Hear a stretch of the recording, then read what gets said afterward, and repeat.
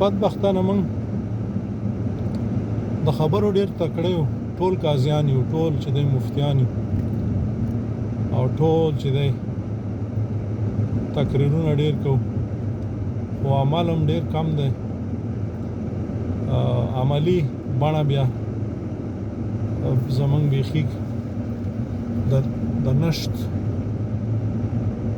په نوم دا چې ورته وګورئ که نه زمونږ او ستاسو دا مشران چې مونږ یې بوځو په چوکۍ کینو، په لوړو لوړو چوکۍ باندې کینو، دوی چې تاسو یې پیژنئ دوی ولې میلیونر شي، بیا دوی ولې دومره محلونه ولري، دوی ولې بیا په خارج کې کورونه او بلډینګونه ولري، ولې یو سړی چې نوکر او د ولس خدمتګاري نو آیا هغه به میلیونونه لري؟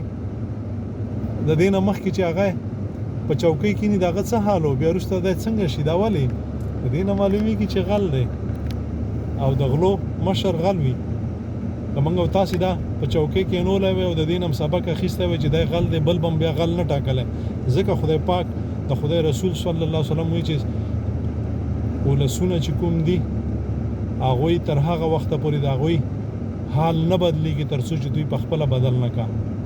ځکه چې دوی به داسې مشران ټاکي چې هغه ایماندار وي، خو چې ایماندار وي نو هغه به ایماندار وټاکي، چې بې ایمانه وي هغه به ځان ته ډم ټاکي. نو چې موږ او تاسو یې ګورو، باد و آباد اوسئ، خفه کېږئ مه، د ما نه بخښنه غواړم.